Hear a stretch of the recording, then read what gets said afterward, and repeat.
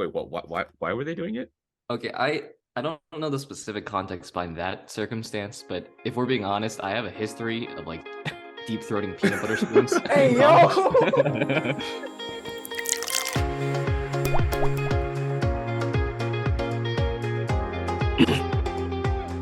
yo! Yeah, we should be recording. Welcome back. Wow.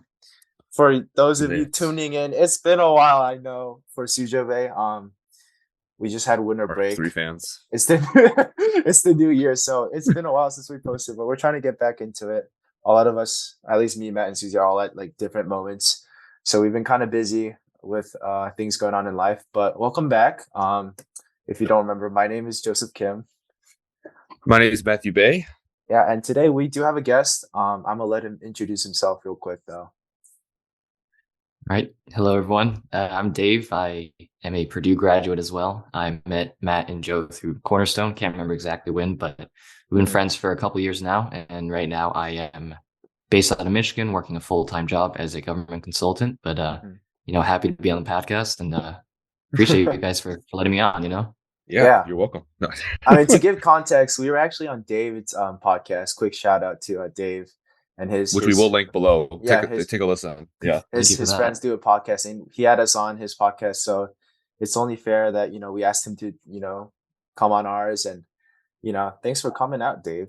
I know you were probably absolutely. busy with everything, but Where's Suzie actually? I mean, I know we didn't have her on our feature, but she's she's like getting ready to move actually because she just got a new job. Okay. Out in Colorado, I think, but Okay, I don't know the specifics, but yeah, she's getting ready to move and everything, so she's kind of busy. But she should be back on the podcast soon. But that doesn't take away from the quality, We could care less about Suzie. That's very true. Not a very essential part. No. Yeah. But it is the new year. It is January. Dave, do you have like any New Year's resolutions? I don't know. I feel like every year in the past when I've made New Year's resolutions, like the fact that it's New Year's doesn't usually indicate that something is necessarily different about me personally. Right. So like New Year's resolutions themselves haven't really always been my cup of tea. It's kind of more so just like if I want something to change, it's more so because I guess like something's happening specifically to me in my life, as opposed to the start of like of a new calendar year. That being said, I'm going to be a hypocrite and say that I have one. I have been trying to, I guess like wake up earlier, but my actual goal itself is to go to bed at a more consistent time. I think the waking up kind of comes as a byproduct of going to bed. My goal usually is to have lights off by 10:30. I'm trying to get up earlier in the mornings, just because I tend to find that, especially with my schedule, I feel like I tend to get my best work done in the mornings, and that's kind of been one of my like things I'm trying to emphasize on for I guess 2023 is just like doing a little bit more critical work during I guess more ideal hours, because sometimes I try to push those tasks like towards the end of the day, and at that point it's like a 50-50 if I actually end up working on them or not. So I just find that I tend to be a little more consistent in the mornings, but obviously to work in the mornings, I gotta wake up a little bit earlier to start off. Yeah. Oh, you guys got anything? Resolutions. So I agree. You go. Yeah, I was gonna say no. I agree with like just because it's a new year doesn't mean you have to set new goals, and I won't be a hypocrite because I didn't set out any New Year's resolutions. Like usually I like have something, but this year actually I was like, you know what? I don't really think I need a goal. Maybe like be more social. And like since my time here at Purdue is coming to a close soon, like maximizing that. And I think we just had large group for Cornerstone, which is like our small group discussion, and we went around and shared a New Year's resolution that maybe we could work on. And I did say I wanted to try maybe text or talk to one person at least every day. Because there's been many days when I go without talking to anyone at all. And for the longest time, I was okay with that. But realizing that that's not necessarily the best when it comes to trying to build a social life, maybe it'll help to put in effort to talk to at least one person every day. So that was like a goal I made. But that's not necessarily a resolution, I guess, for the year. It's more of like this semester, I guess. But yeah. And also, just for context, Cornerstone is, if you guys forgot, it's basically a club that all of us, 3 of us here, went to together while we're at Purdue. I guess we'll preface. I don't know if we preface. I think you already said it. I don't know if you said it, but Dave's 1 year older than us. So we caught him, like I guess for 3 years of our college life. So, but anyways, actually I'm different than both of you guys. I have a goal. Okay. All right. Enlighten us, Matt. What is the goal?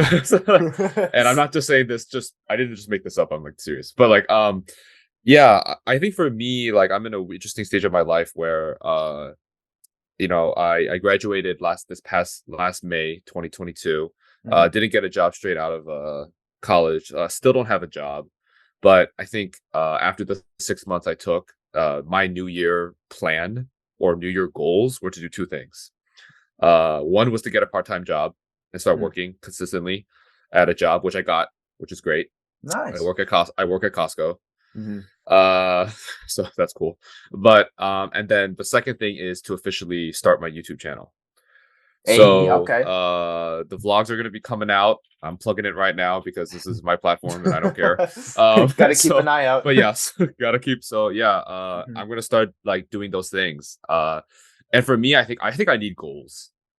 If I just kind of like go with the feel, like I just get so lazy and I end up not doing anything. So yeah, definitely those are like one of my two main goals. I think a third goal is like lose a lot of weight.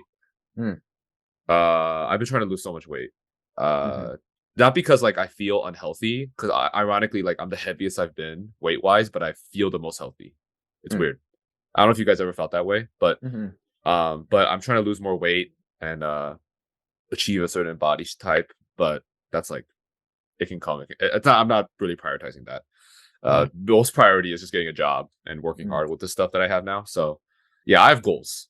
Not resolution. Is that a resolution? Does that make sense? Resolutions are goals, right? I think they're just always associated. Like if it's a New Year's type goal, or if it's a goal that's created on years, it's just referred to as a resolution. I'm not sure under what context it's a resolution. Yeah. I wouldn't even say it's like a New Year's resolution. It's just a goal. Like I had this planned out all last year, and I'm just like waiting to execute. So yeah. It's been 2 weeks since the New Year, so it's been happening. So I'm happy about that. That's a good goal to have. That's a pretty common one too. I think losing weight, especially, that's like a umbrella fitness for a lot of people, like being healthy. Gym, but yeah. I mean, have you considered like tracking your calories? Yes, but I love food too much. I think so, because I started tracking my calories near like the tail end of last year because I actually want to gain weight. But the thing is, like, I guess I really never, up until that point, I kind of just use it to basically, I'm not super, I guess, like stringent on, it has to be precise to the calorie expectation every time I log something in, right? It's more to just kind of just like guesstimate kind of where I'm at as a generic, and like in general, because I totally thought I was getting in around 2,500 to 2,700 calories, which for me is around maintenance to like slight bulk. But it wasn't until I started logging that I really had like an understanding, like, okay, there's like, I'm eating nowhere near enough to like the actual amount that I needed to. So like, I think a lot of people can have kind of guesses on like, okay, I think I eat around 2,000 calories a day, but like until you start logging it, like you might, open your eyes to actually where you're actually at. Okay. I have a question for both of you guys, because kind of going off of what you just said, and like you were tracking your calories, what I've been doing, and I've seen it work in terms of like, I feel better and I might look better too, is, when you're full, like, you're full, but you just keep going. Like you just keep eating, right? Because it's good or whatever, right? Or the setting. I like force myself to stop at when I feel good, like when I feel full, not when I feel like super full. You know what I mean? Like that's a weird thing, because I remember like if like my thought process was like, hey, if it's good, I really enjoy it, I'm just gonna keep eating. But then like I get super like bloated, or like I don't feel horrible, but I feel heavy. So I stop way before that. That's been like my measure. It's not necessarily what I eat. It's like when I feel that like heaviness starting to come, then I'm like, okay, stop. And then move on. Even though I know I can eat more, I just stop. Like that's what I've been doing. I don't know if that works, but that works for me. Yeah. No. I mean, I've done things my dad has suggested, like if you think you can eat, like let's say if we put it into a context of like an entire pizza, if you think you can eat an entire pizza, eat only 80% of that, you'll still be hungry. But like just physically wise, you ate a lot of food. Like 80% of an entire pizza is a decent amount of food. Yeah. So even though you're still hungry, stop, wait 10 minutes and see if you're still hungry.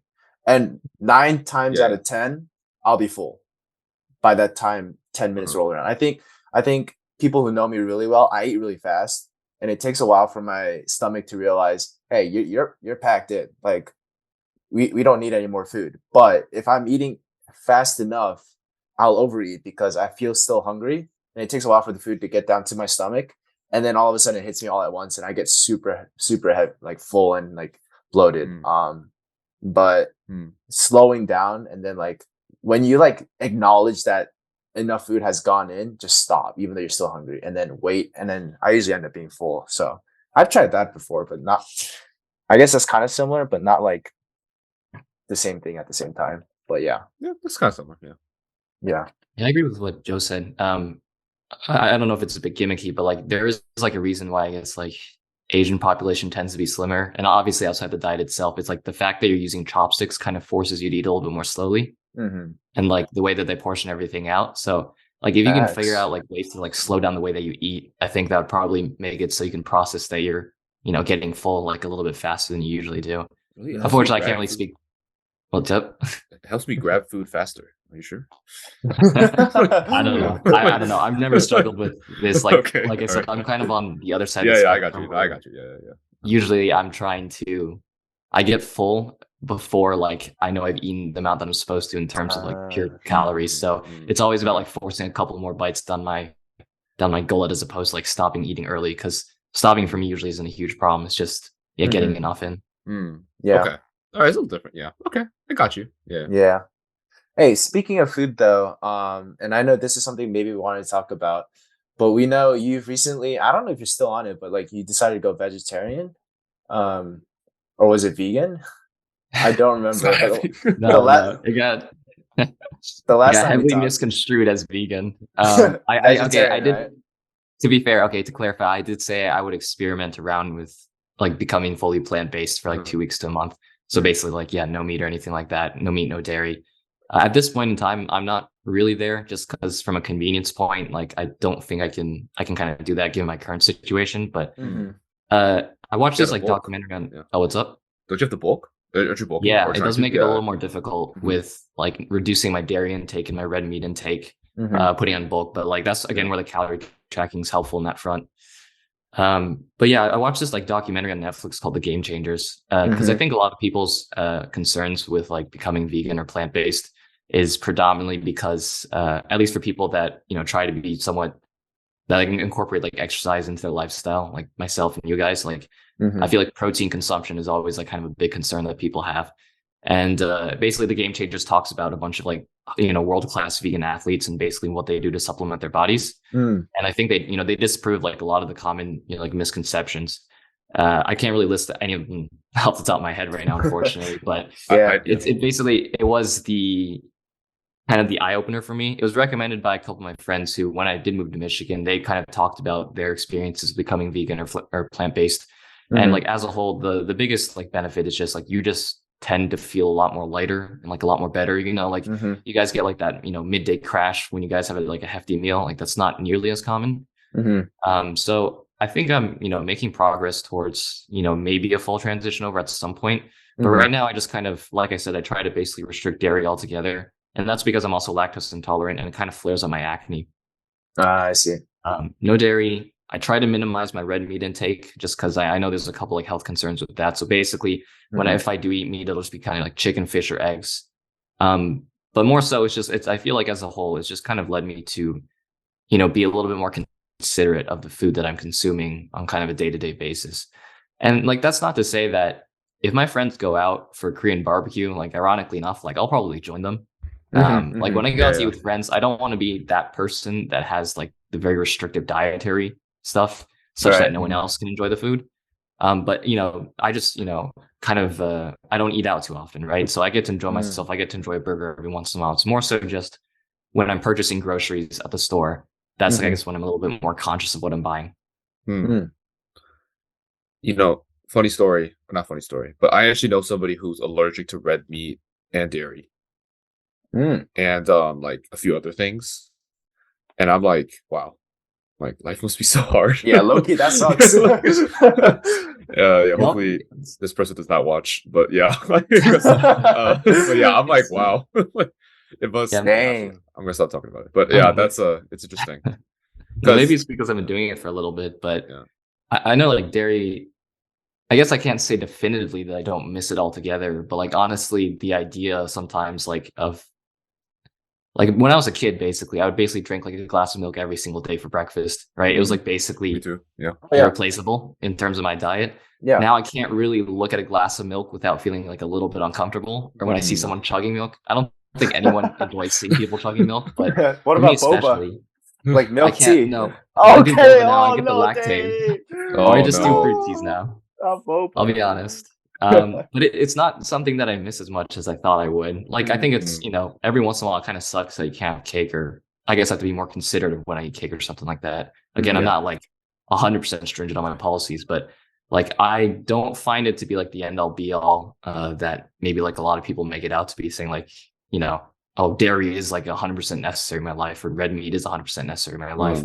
I think like once you try it out and you kind of just see how your body reacts to it, like it's kind of hard to go back.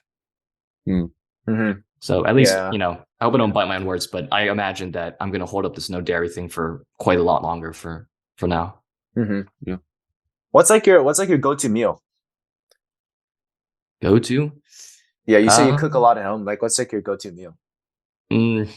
I still like I do quite like fish a lot. It's like salmon and brown rice is kind of, I feel like, my default. I also found like that's there's really this, like, good. protein pasta. Yeah, that's good. I agree. That's with really that. clean. That's super clean. What you just said right there. I like fish a lot. I love salmon too. Yeah. And then like a pasta, like if you go to like certain stores, they have like pastas that are kind of infused with pea protein.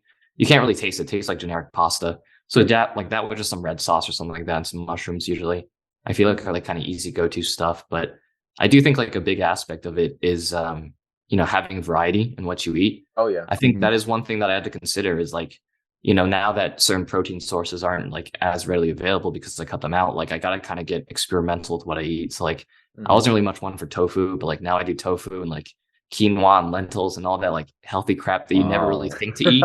Like now I kind of got to try it out because I restricted myself to certain things. And I don't know if like firsthand I was ever the type of person to put like a huge amount of like priority in like how good the food tasted. Right. Like every once in a while, it's great to go off like a restaurant meal, but I think for me, ultimately at the end of the day, it's like food is like as douchebaggy as it sounds, like it's like fuel for me. Like right. You know what I mean? Like I'm kind of eating because I got it. It's my gasoline. Yeah. But that's, I guess, why I like maybe eating certain things that don't necessarily seen as that aren't seen as nearly as appetizing, but are like whole grains and stuff like that, isn't as huge a hurdle for me as it is for some other people.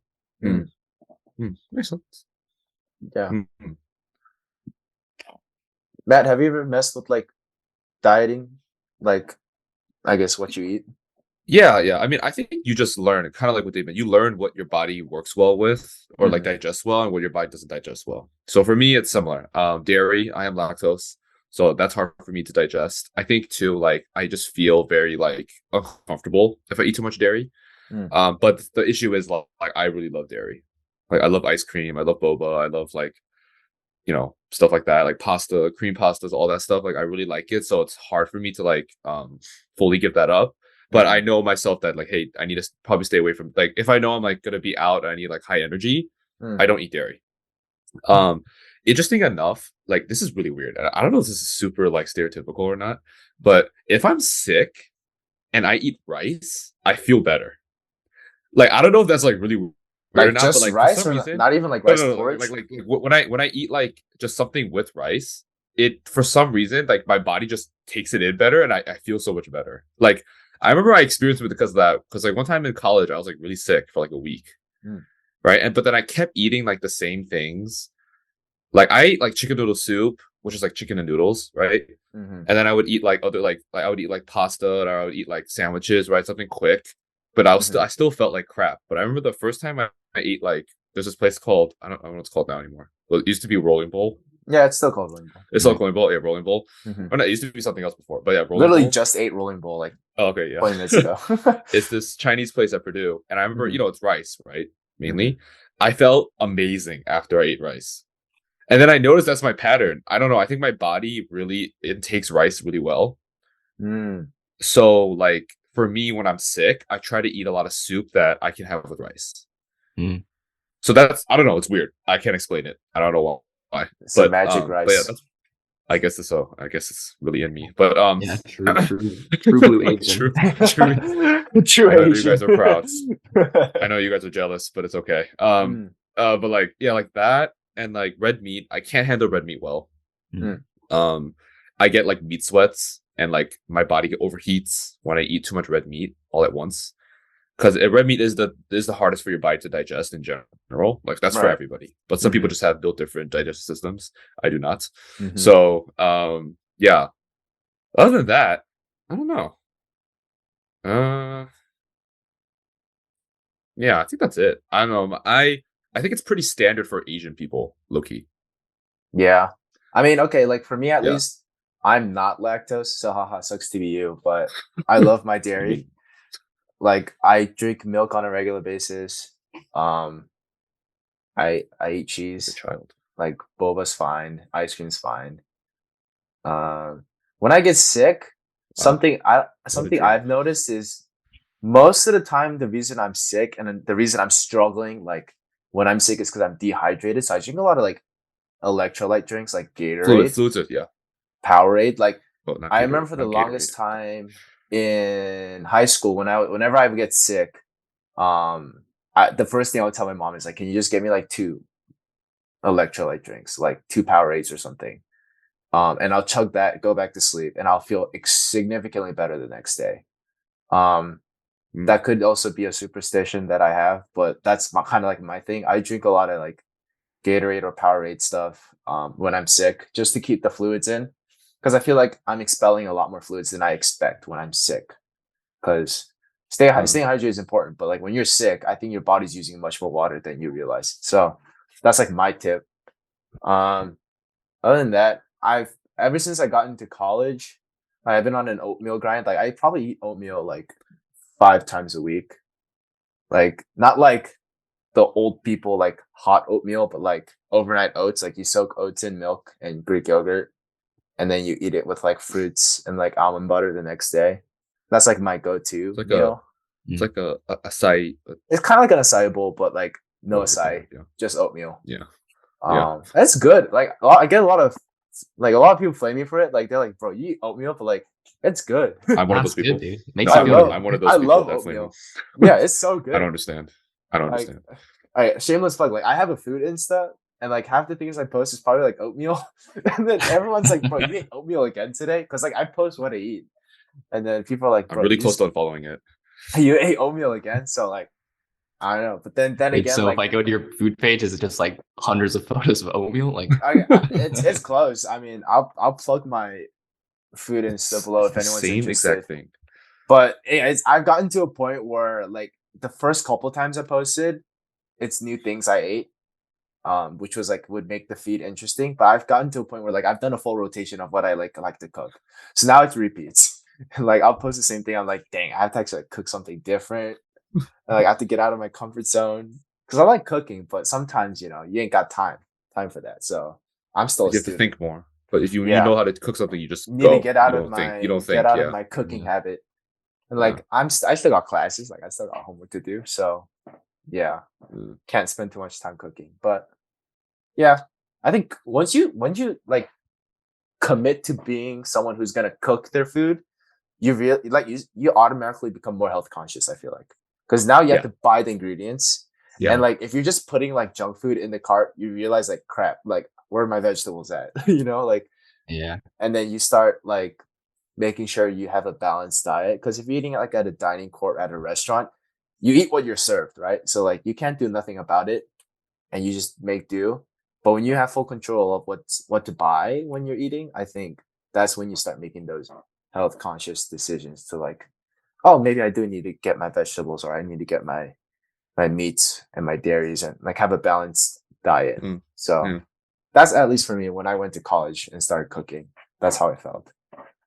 Yeah, one of the most like important decisions I started making when I started purchasing groceries for myself is like you make sure that you eat like a good sized meal before you go grocery shopping. Oh, Yeah. That way facts. the- That's actually temptation is 100% not as true. much Yeah, there. yeah. So And true. like honestly, that's paid so many dividends. Like, cause yeah, I buy groceries for the week, right? So if I eat nice beforehand, you know, chances are my shopping bag's gonna look a lot more clean compared to if I Yeah. go in hungry. Yeah, Mhm. that's true. Yeah, facts. Mm-hmm. Okay. Well, let's transition topics. Well, if y'all good with that, Yeah. we're Let's gonna do talk it. about. Should we talk about? We'll talk about this. So, how we met Dave, Oh, or yes. our first impression of Dave, because I don't remember the first time I met Dave. Really? Because I'm pretty sure I don't remember either, but I do know, like, at least for those of you who know, Dave was a mechanical engineer. So Dave and I were in the same major back when we were at Purdue, or when he was at Purdue. I think I met Dave through that mutual connection. Like, obviously, we were both at Cornerstone at some point together, but I think I was introduced to Dave as, oh, he's also in mechanical engineering. Like, that's my vague recollection of maybe how I met Dave. It's probably through someone introducing me to him as a mechanical engineer. But then again, That there's sounds not. right to me. I don't know. But then again, there's not I'll a take your word distinct. for it. There's not a distinct like moment. I'm pretty sure for me it was through our mutual friend Caleb, Hey, Okay. or Bailey. No, Jeremy. no, would it be Jeremy either? Would it be Jeremy? I'm surprised you guys can remember this type of stuff. Like, for the life of me, now I'm looking back at most of my friendships. Like, I can't remember how I met any of Dave my was friends. always just there. All right. Yeah. Yes, Dave Dave was was in the background. present. Dave was always present. Dave I is don't know. just a background character. He's just Yeah. always there. I got that NPC energy. Yeah, he's got the NPC energy. I remember it was through somebody, and I remember I started hanging out with you more towards your senior year, so my junior year, Yeah, that sounds because right. that was like coming out of COVID / in COVID, and like we would always hang out with that same group. We would work out and stuff, and yeah, that's what I remember. Yeah, I think so. I don't know. My first like recollection of like both you guys, honestly, it's not like a specific point in time. It's honestly just like when I first think back to the point where I like started recognizing you guys was just when everyone was working in the Cranert building on the second floor. And I just remember I just popped by and I see two of you guys. I could not tell you what time period this was, but honestly, that's like the first. Sounds about right. Oh my god, that's the farthest like, back I can go to remember. wow, that's a long time. So Cranard is the business building at Purdue, Yeah. and our club Cornerstone would always be there. Second floor. It was honestly not a study session. It was just a social gathering. It was a study session. I think like if I go there 4 times out of the week, I probably get work done like 2 to 1 times that I go. That sounds And that's like right. That's generous. Sometimes you don't get anything done, but yeah. Sometimes you go not even like I'm not even gonna study. Yeah. Like you go just because people are gonna be there. Like Dude, laptop FOMO. open. It's that FOMO. It's FOMO for really sure got that to me. Yeah. Laptop open, no work being done. Oh, you're right. Yeah. I don't remember, but yeah, I remember I got closer to you, Dave, when after like when COVID hit and everything. I remember. Mm-hmm. Is it bad that I don't remember? To be fair, like it's such a long time ago. Like to think about it now, that's like what 2020, 2019, like pre-COVID at least. That's like a long time ago. It's already like 3-4 years now. Like I don't even remember. Like I just know it wasn't bad. Oh yeah, no. Dave was always yeah. like. Dave was never like the go-to guy, but like Dave was always there. Like in my head, in my brain, Dave is just like, oh yeah, I know Dave. Like Dave is that guy. It's such a backhanded compliment, dude. Like, no, I'm just being honest, you know. Like I don't think I went out of my way to always like find Dave, but Dave was always there. So I'm like, that's cool. Dave's there. But like I always appreciated that the fact that I had someone like Dave in my like group of people I know because first of all, same major. And there's not a lot of mechanical engineers in Cornerstone. There's like one more, to right? begin with, yeah. So we had like one other person. And he also like had a co-op and everything. So like he was also thrown off track. So like I do remember talking to Dave about like some of the classes he took. And then like me telling Dave, like, I'm taking this class right now. He's like, oh, you're not gonna have fun with that class. Like, it's that inner connection you have when you're in the same major that I see a lot of people share in other majors, but I wasn't able to share but with Dave. So that was something I always appreciated. Not too many mechanical engineers in your grade, right? Oh no, I'm the only one. Yeah. Wait, was Cho not? No, he's Compy. Oh, he's Compy. Yeah. Oh wait, why? Compy or EE? No, I was only Mechie. There's Moon was Chemi. Yeah, Chemi. Moon and Leonard were Chemi, so they were like always in the same class. The closest I got was to like Joe Chen, but he was also like a year off, even with this co-op and everything. And then there's like a couple sophomores right now who are in Mechie, but they're like way too young to like be relatable because content has changed a little bit. So I can only give so much advice. Yeah. So like to me, like Dave was the closest person I had technically to like someone in my major, my age. So that was always like in my head, like, oh yeah, Dave's that Mechie dude that I can talk to about, man. Yeah, no, I really appreciated that because like I never had anyone else to talk to Mechie stuff about, at least. So that was in the books for me. Oh yeah, yours is Mechie. Mine is me and Dave's love to get lit. Wait a minute, what? Get basketball or something. I don't know. all the secrets are coming out now, huh? No, I'm joking. Yeah. Okay. Well. That's to get how we got to know each other. So now let's talk about this podcast you got. Oh yeah. Give us the deets. Yeah. Plug it right now. Give it What's it about? Don't make it boring or no one's gonna listen to it. Oh gosh, dude, no one's listening to it anyways. If they're listening to this, they're already bored, bro. They already came to our podcast. So like come on, let's go. It can only get better from here. What's up? Yeah, so our podcast, it's called Irregularity. It's as far as what we actually speak about, honestly, we're still kind of trying to find our footing as I guess what our niche would be. Mm-hmm. If anything, I guess maybe it's more so kind of revolving around kind of more current topics nowadays. I think at the beginning, we're kind of more in the self-development space, but understandably, there's only so much you can say, I guess, because I feel like that space is already incredibly saturated. Mm-hmm. So like now I kind of talk about kind of, I guess recent technology is probably the most consistent topic we've been covering. So we did an episode recently like on artificial intelligence. We kind of did one on, kind of how FTX, the crypto company kind of got under fire. And I think we're going to kind of be talking about like Twitter and stuff moving forward. So really, I don't want to pigeonhole it to a specific topic, but just whatever, I guess, like current news topics that we find interesting at the time, we basically just have a discussion about.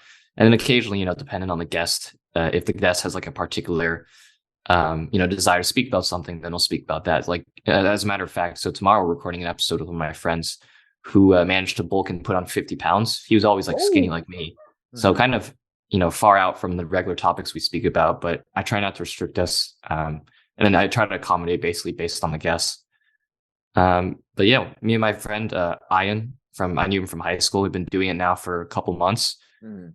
Trying to manage expectations. I think the dream is like we could, actually take it to a distance where we could actually make a living off of it. But obviously, making a living as a creator is incredibly difficult, and especially in the podcast space. I don't know if you guys have any difficulties with this, but just like promoting stuff, like at least when I listen through stuff on Spotify, it's like most of the stuff that I listen to is because I knew the person already, like outside of the podcast. And so I listened to their podcast. It's very hard, I feel like, to discover people specifically because of their podcast. So with so many of them out there. Oh, go ahead, Matt. Oh yeah. I mean, just to kind of go off that, like, I think in order to like grow a podcast, like I was thinking about like, okay, if we continue to do this, like both of us, we would have to like reach out to bigger podcast like people and then talk and then somehow beg them to put us on an episode. And then they plug us, right? They plug us, and then hopefully from there we can take it further, then get on the next big one, and then the next big one. It's that clout chasing. But like what I mean by big is like they have like 10,000 or like they have like 5,000. Dude, even 1,000 or 1,000 followers, whatever, right? Like anything, we could get anything, right? Like it's not like I'm not talking about like, oh, let's get on like I don't know, like the Joe Rogan show. Dave's podcast. Oh yeah, or like let's get on Dave Chappelle's podcast. Like, no, like that's not happening, right? Yeah. Like it's just I don't even know if he has a podcast, but like, you know, like that's not happening. But I think our advantage, and I've been thinking about this, is potentially because we're Asian, we can get on those popular Asian podcasts a lot easier than like perhaps maybe like someone who's not like familiar with us or like culturally at least. That's just my thinking. I don't know if that's right or not, but yeah, I mean it's a long way to go. Yeah, like, it's a lot of emails. I wouldn't have my hopes up. Yeah, we're not like contacting like Asian podcast groups or something. Yeah, but you know, could be something down the road. I think always promoting is hard, especially because it requires a lot of commitment. I think a lot of people don't realize, like, as simple as podcasting may seem, it requires a lot of work. And like, especially to grow an audience, you got to be able to like invest in, like Matt said, like sourcing out bigger crowds. And sometimes that requires more time than you have.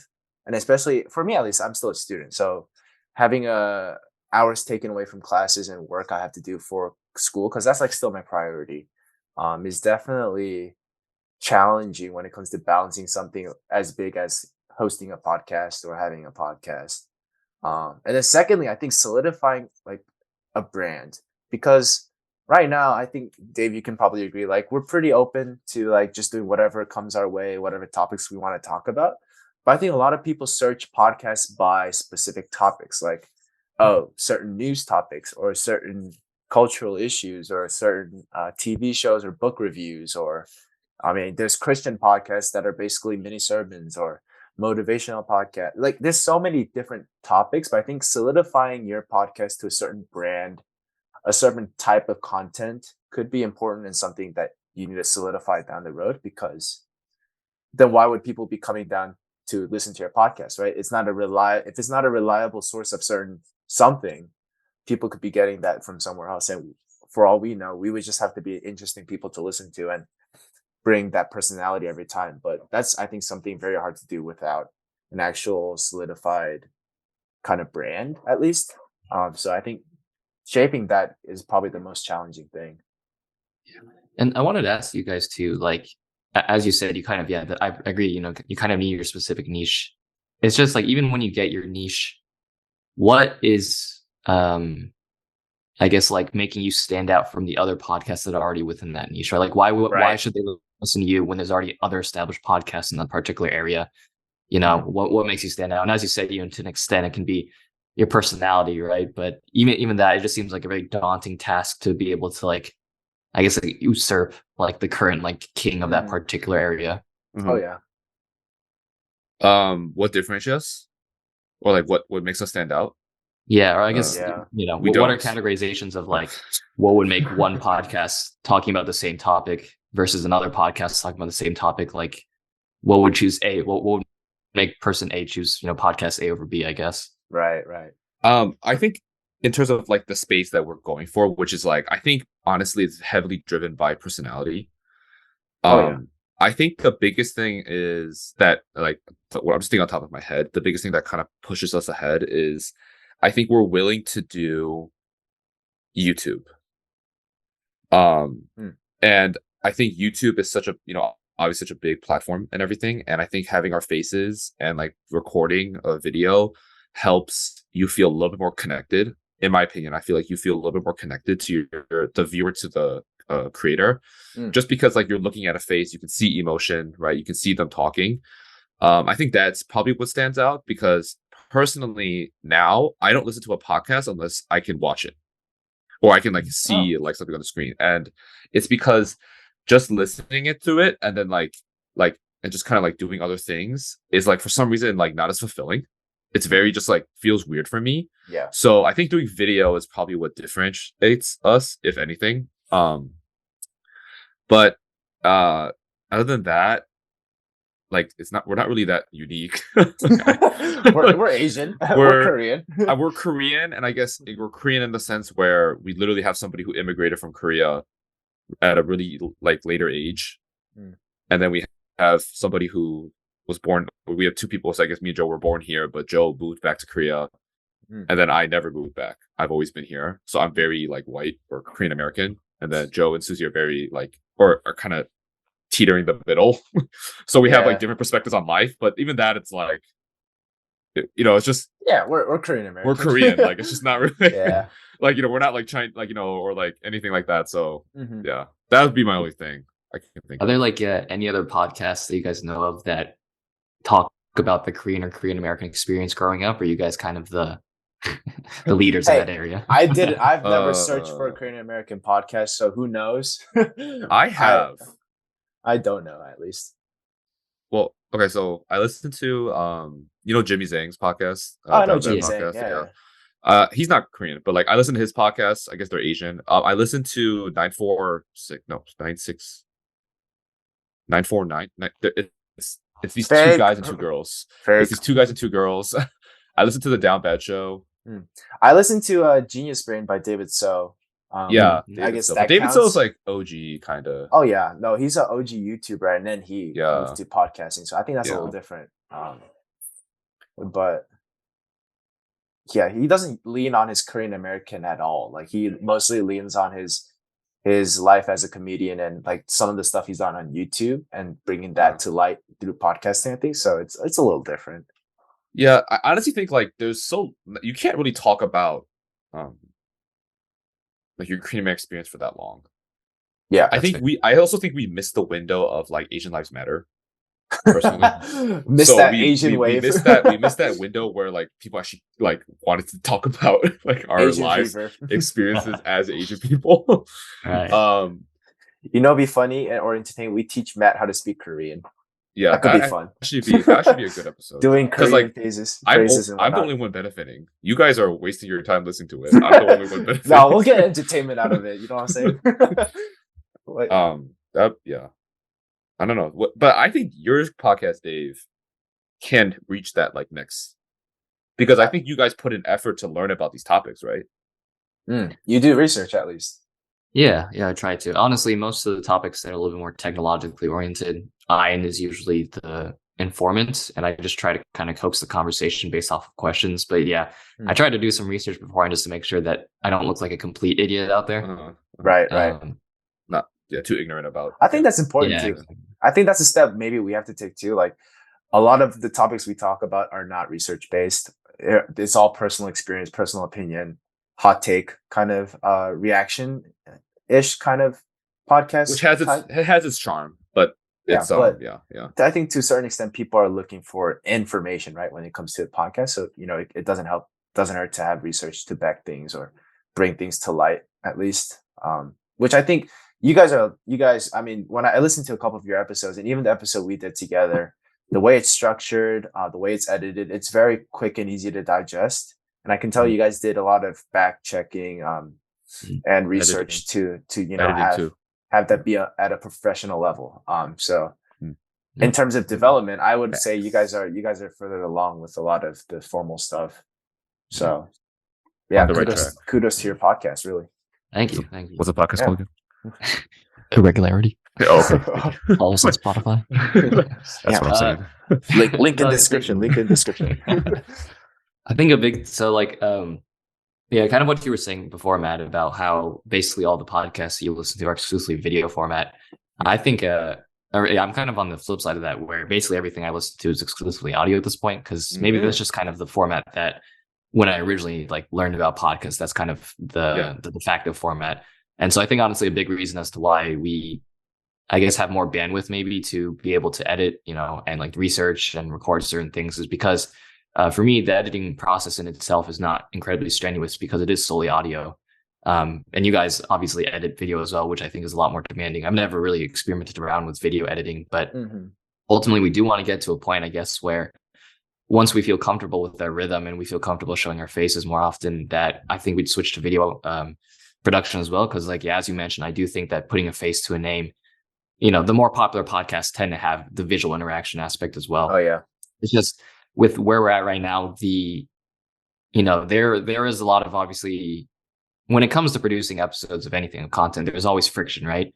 like friction to edit, friction to record, friction to research. And ultimately we're trying to minimize that amount of friction at this point in time so we can basically get into like a good rhythm, which I think has been decent. Like we've been, bar missing maybe a week or two. Like I've been trying to upload consistently on Thursdays. And I think that moving forward, that will be not too much of an issue based off of just kind of the workflow I've gone into right now. But the moment we start inserting in like, video and like you have to worry about being recorded and you have to do the video editing, like it just adds so many more variables that I think it's kind of intimidating at times. I don't know if you guys are running into that.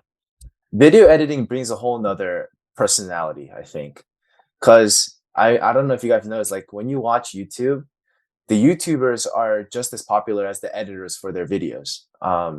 There's some like big name editors, YouTube editors out there, and the reason they're so solid is the way they can do transitions so smoothly, do certain edits that engage the visual aspect, right? And I think your podcast video, I guess, can only be as good as the things that are recorded, but making sure that's edited in a way for people to easily digest by visual. Like as okay it is to just like watch us talk in this format, it could be more interactive. We could have more cameras set up. Like there's another dimension to video, and I think that's like the exciting part, but also the scary part of like video, because you can always do so much more with video. Because audio is like you can get the best audio quality in the world, but it's still audio.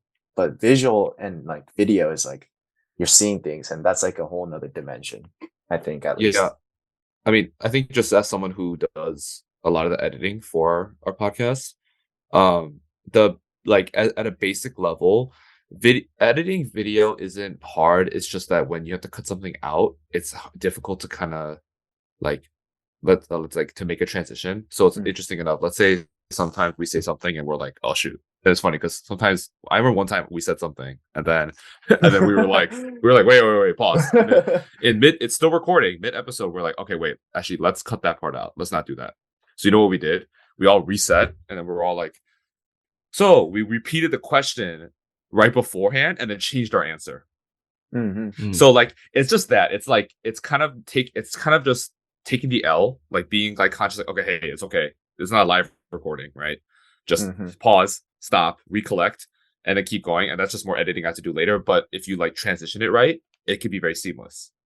The biggest thing I would say with it's not too hard. It's just that as like the person doing the podcast, you have to maintain a level of one. I can't be dressed as like a bum, right? I don't know about that, man.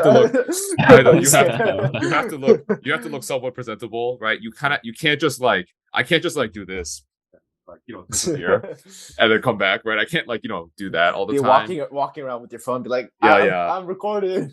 Like you have to like I can't just be fidgeting around like grabbing everything all the time. You have to maintain focus, and especially with a screen, it's difficult because it's a screen. You don't feel super connected with the people you're talking to. So that's the only thing I would say is different at a basic level. But again, like Joe mentioned, you take video to a very insane complex value level, but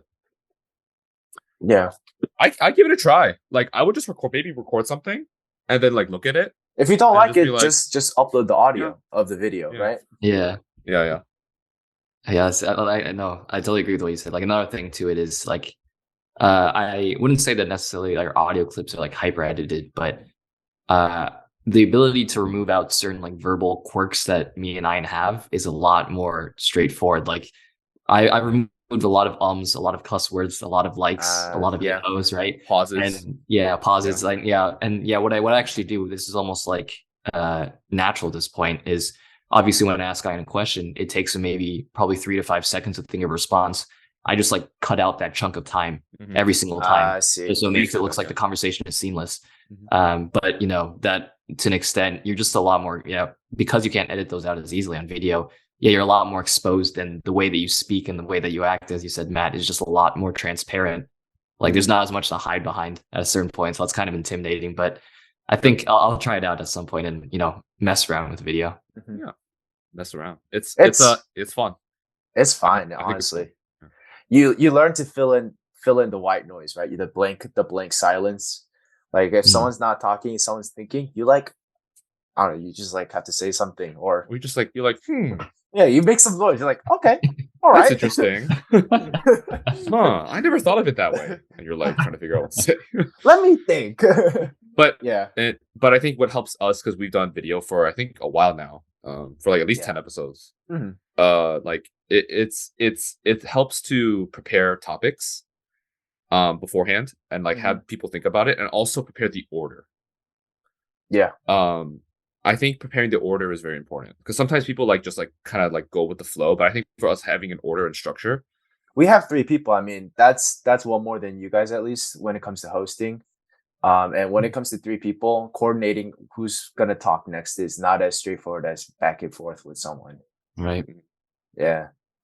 So that's also a thing, I guess.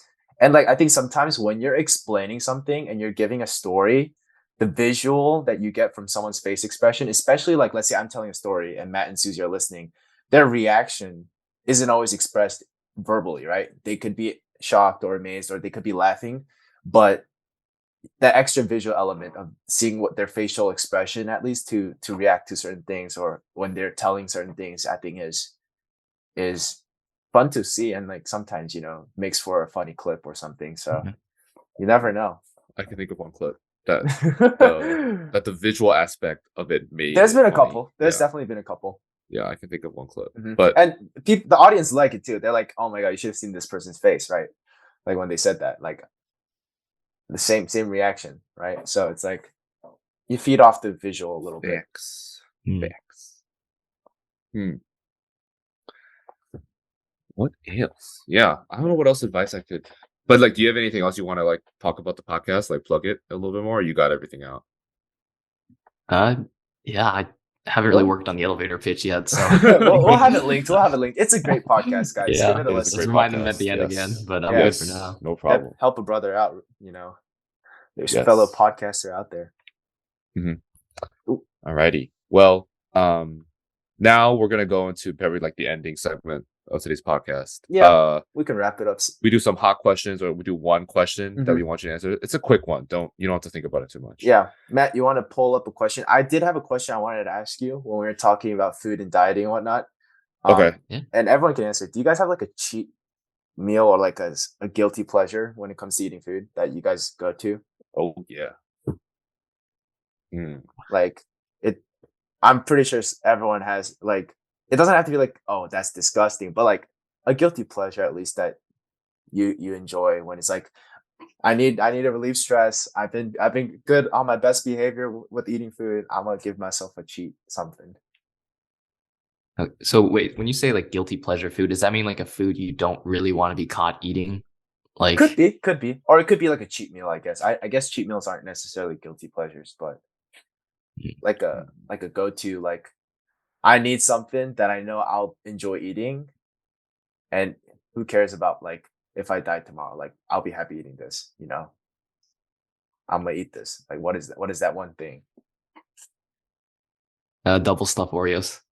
Okay, that's not that bad, Dave. I can put away like 2. I can put away multiple sleeves of that if I'm not careful. Oh like, wow! It's seriously a problem. Okay, really? Okay.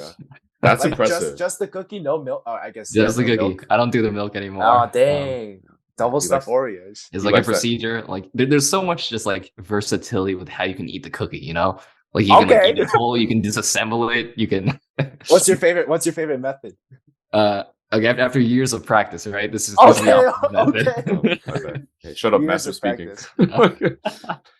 No, I just use like basically I break off like the top portion of the cookie without the cream, right? And then I eat the cookie by itself, which is actually enjoyable. And then you have with the double stuff, right? You have the double stuff and then the singular cookie underneath. So it's like quadruple cream at that point.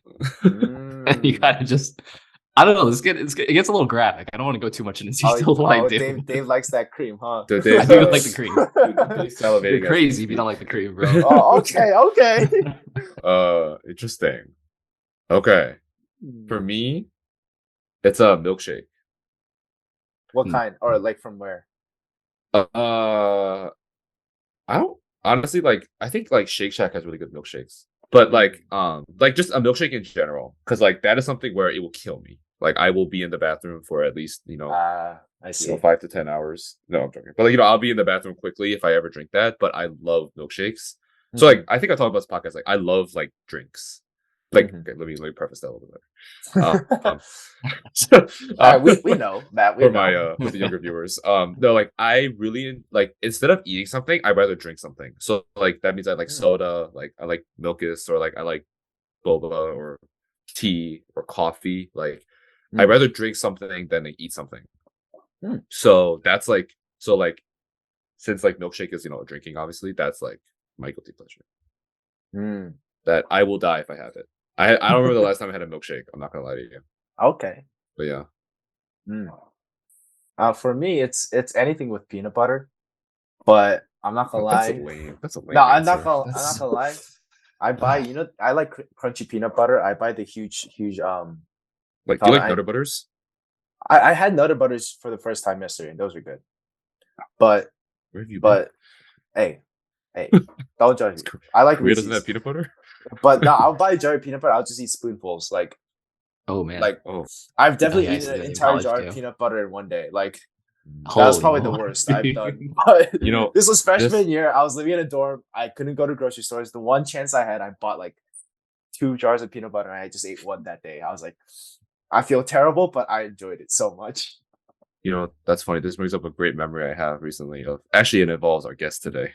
Okay, Dave. You want to explain? so I don't know why it happened, but wait, why were they doing it? Okay, I don't know the specific context behind that circumstance, but if we're being honest, I have a history of like deep throating peanut butter spoons. Hey yo! Am I allowed to say that? Oh no, you can say that. That's fine. Suzie said worse things.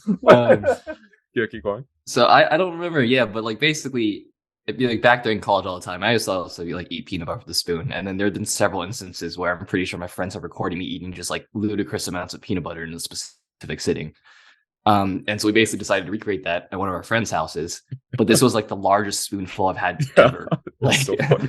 Like I've never experienced it before because like I actually panicked a little bit when the peanut butter was in my mouth. Like I took like a huge mouthful of it, right?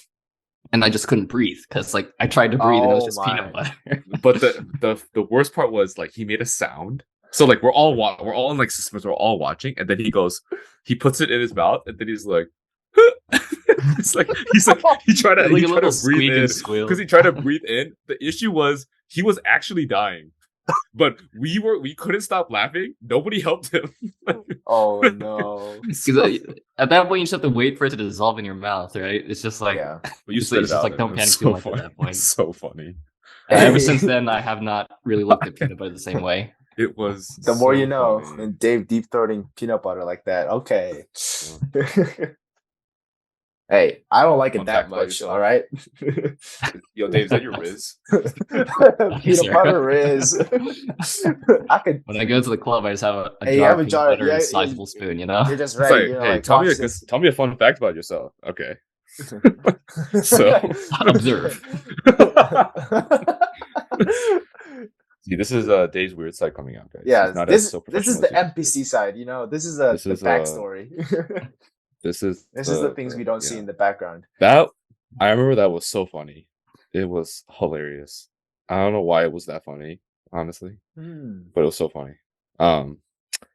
Okay, and then so I have one more question before we let you go. I just lost it. Oh wait, okay. Give it to us. All right. I have a question too. If we have time, but we got time. We got time. Oh, we have time. All the time in the world, okay. Dave. I just wanted to ask because basically, like for you guys, how transformative was your college experience to like you as a person, or how much do you think that you got out of college? Just I guess it's a little bit harder for you to answer that because you're still in process right now, but at least for me personally, I guess I'll be asking you mostly. But for me personally, a big part of it was. I think I might have just set too high of expectations as far as what I would get out of college. Because like I was kind of led to believe that my sister told me going and that your friends from high school, or your friends from high school because they're close, but your friends at college are the ones that you keep forever. And, based off of just a lot of expectations that were set up through different people and different like TV shows and whatnot, I kind of expected college to be, like the time, right? Right. But if we're being honest, like, I think a lot of it had to do with the fact that I didn't necessarily enjoy my major, and it was not an easy major. So a lot of my experience, Facts, now that I look facts. back at college, is just a lot of times stressing out about studying and tests and stuff for something that I wasn't even particularly interested in. And there's like a couple good memories here and there, right? Like I'm glad of the connections I made, but I honestly am a little tentative on like how close are those connections that I made with the people in college? Like, will they actually be my lifelong friends? Especially because we're going in such different directions now, right? Like, there's several people that I just don't keep in contact with regularly anymore. And it kind of opened my eyes, like when I went back to my hometown in Indiana, how close a lot of my friends from high school still were, to be honest. Like I was genuinely like surprised to see like how well in touch we kept. And yeah, again, just based off the expectations that have been set, it's just like these high school friends, like we're not going to see them after a couple of years, but the fact that we're still so close after, was it 5 years since we last been in school together? Like it's making me rethink, I guess, like a lot of, I don't know, I guess like my time as like a young adult. And honestly, not to ramble on for too much longer, but I think that these last 2 years that I spent in Michigan, while not necessarily maybe the most enjoyable in my life, I think as far as like the most transformative 2 years of my life have been like, within any 2 years of my life during my entire life, like these last 2 years have by far been the most where I realized stuff about myself. And it just kind of makes me, go back to things like, I spent around 50 grand on college and I walked away with a degree, right? But was it like much else, which is a bit more of like a desolate way to look at things. Obviously there was good stuff, but I can't say that it lived up to my expectations. Yeah, that's a loaded question. Was it fulfilling? Yes. I think college was fulfilling. I think I was able to do everything that I wanted to do, and I think what I mean by that is, when I was like growing up in high school and like middle school, like I was definitely like a rebel child, meaning like I like try to do everything the opposite of what my parents told me. And that obviously didn't go well, and there's a lot of issues with that. But college was the first time where like I could make real decisions and make big decisions in my life, or big decisions at the time. And I think I learned so much about myself, my capabilities, and like what I want to do. It was tough. I think college was probably like the best but hardest time of my life as of now. I went through a ton of ups and downs, but it was definitely fulfilling in the sense where now I kind of have an idea of myself more. Like I have a clearer view of myself. Yeah, I think in the topic of friends, I definitely had a similar experience.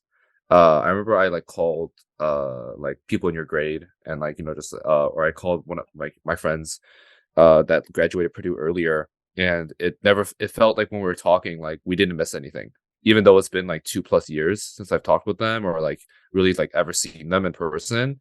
It felt really like we never missed a step. And so I think like the effort that we all put in our friends in college, I think it does like work. It's not just futile. It's not like, okay, we put in all this effort to hang out with them for 4 years and then all right, done, kaput, never talk. I think you're definitely able to like reconnect again like the same way you always did, and like now you can meet up or do whatever. So yeah, with friends I don't really see like my effort was wasted or not fulfilled. Yeah, other than that, I guess the only unfulfilling part was that like this degree didn't get me a job right away. But that's like that's not just because of the degree, so there's a lot of things happening. But yeah, I don't know, I think it was fulfilling for me.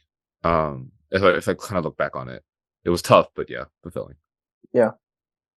For me, college, it's really hard. Like when people ask, like, "Oh, do you have any advice for people going into college? Like, what was your best experience? Was it transformative?" Like you said, yeah, it would have to change. It has definitely changed me as a person for better or worse. Obviously, I'm still in it right now. So I guess that's still a blessing or a curse depending on how you look at it. When it comes to friends, it's the amount of effort you put in, I think. And I can feel a similar thing with you, Dave, when you talk about high school friends. There are a couple people I was friends with in high school where I literally met someone this past winter break that I haven't talked to in 4 years. because he never came back to Korea for break, but he came back now because he graduated. And we just picked it right up, like straight off the bat, with a couple other friends, as if we were still in high school. And that kind of amazed me at how we were able to just do that without having any preparation needed. Like it just right off the bat. But I recognize that we were able to do that because of the things and the times we enjoyed together while we were in high school.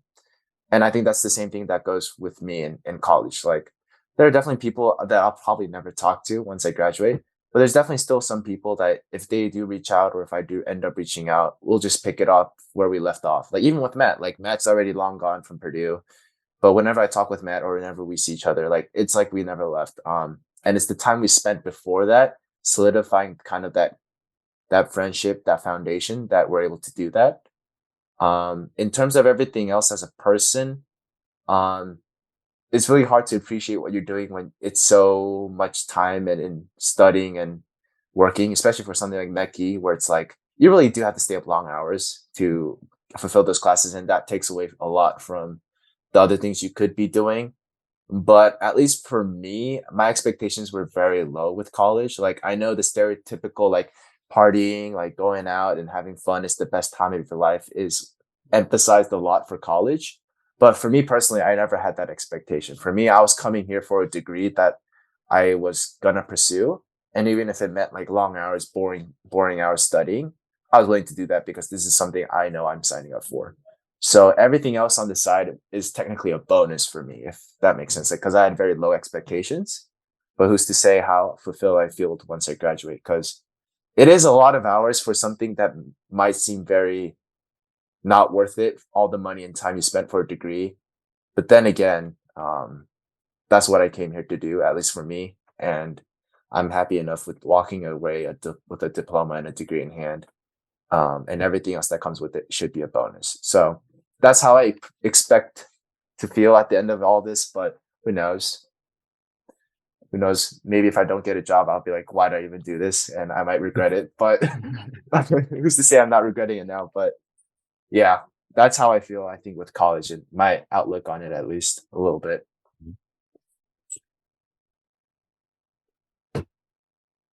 Were we scammed?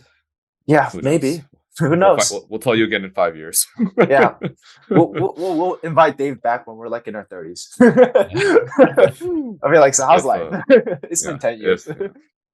If in 5 years I'm not doing anything I learned, it was a scam. No, I'm joking. I'm joking. Yes, study hard, kids.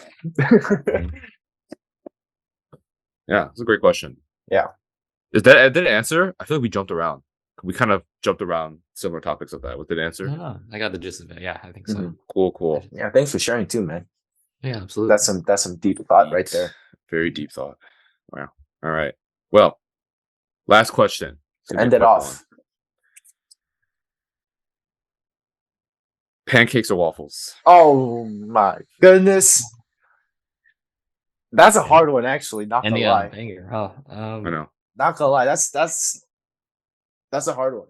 Should we end it here? Stay tuned for episode 2.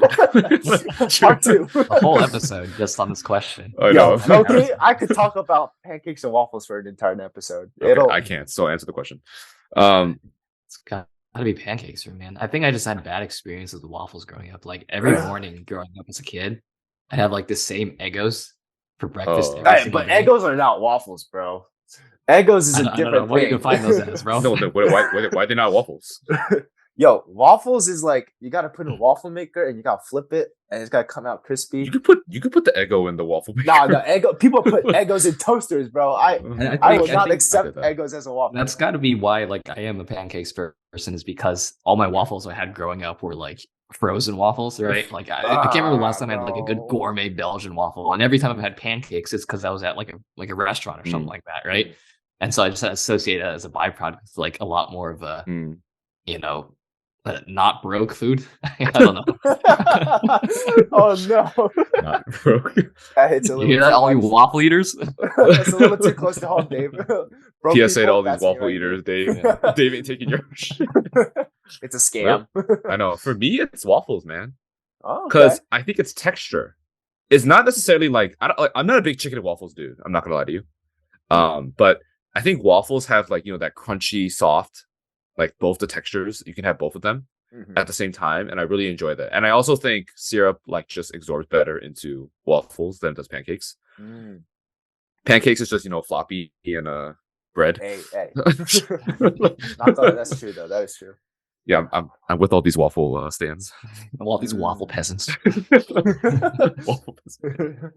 Yo, what's your take? No, pancake peasants. See, growing up, I was definitely a waffle kid because I thought waffles are so cool. And then like the little pockets fill up with syrup, and I was like, that's the best thing in the world. But then again, now I would say pancakes because now I have to actually make it. Pancakes so much more easier. Waffle, first of all, you need a special like waffle. All I'm hearing is pancake people are lazy. Hey. But I will say, okay, here's a question though. Syrup, do you guys pour over the pancake or waffle, or do you guys dip it into syrup? Like you cut it up and dip it into syrup? I've never heard anyone do the second option. That's really common. I do that. I feel like because if you have a layer of pancakes, the top one's getting hit with syrup, bro. But if you cut it right and you dip it in, you can get equal amount of syrup on all your bites. Logically, that makes a lot more sense because like the structure of the pancake and the waffle is like a lot better because if you pour it on top, you soak it in, right? But never once in my life have I ever been to a restaurant where they give like the syrup in like a dipping container. It's always in that little like pour over thing, right? Yeah, you pour it on the side. Here's my thing. Side of the plate. Here's my thing. No, you don't pour it on the side of your plate because it's just going to drip down, and then you have other food, right? Okay. So that means you have to get another bowl to put the syrup in, and that's an extra dish. Bro, but you're already making waffles though. Later. Like, and they say waffle people. In order, pancake peasants, be quiet. So you pour it over because it just saves a lot more time. And the guess what? In a waffle, the syrup stays in one place. It doesn't like leak out into any other food on your plate. Nah. All I'm hearing is case closed. All right. Thank you for yeah. Well, comment down below. Waffle or pancake? Waffle or pancake? I think we asked this question before. I don't remember. No, no. This is our first time asking for sure. Oh, for real? No way. Okay, I've never had to debate about waffles or pancakes until now. But I must confess, I remember the last time I had pancakes. I don't remember the last time I had waffles. Oh, true. Pancakes are just much more readily available. Yeah, absolutely. Yeah. Okay. Well, thank you so much, Dave. Yeah, thanks, Dave, for coming out. Thank you very much for having me on. No, this is a great discussion. I appreciate it. I think it's also just been a good experience, just getting comfortable with the video format of things. So I really appreciate you guys having me on. Yeah. No, you did good, man. Get famous. Yeah. Well, thanks for listening. If you like the video and podcast, give us a like and subscribe. If you're on Spotify, check out the video, man. YouTube, it's on youtube.com. Same SUJOBAE podcast. We'll have Dave's socials down below, so check him out. Check his podcast out. And until then, we'll check you out in the next episode. See ya. Peace.